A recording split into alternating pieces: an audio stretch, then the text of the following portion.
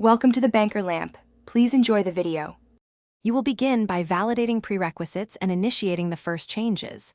Check that the host runs an edition that supports remote desktop, then enable remote desktop in System Properties.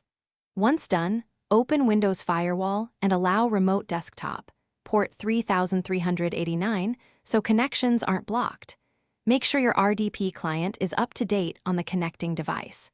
If you're on different networks, confirm public IP or VPN connectivity before moving to deeper configuration steps. Next, configure the detailed security settings that commonly cause not supported errors. Enable network-level authentication so the client and server negotiate properly. This often fixes mismatched security levels.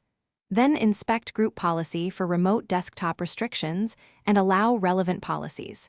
If group policy is locked or missing, carefully apply registry edits. Back up the registry first and change the deny TS connections or security layer values as required. Once policies match between machines, finally, apply and verify your changes by restarting the remote desktop services or rebooting the host so settings take effect. Test connections using the IP and explicit port. Type the address into your client and attempt authentication. If it still fails, temporarily stop the firewall to confirm it's the blocker, then re-enable and create a precise rule rather than leaving it open. One key troubleshooting tip: enable verbose RDP logging on the host and check the event viewer for specific error codes to guide the next fix.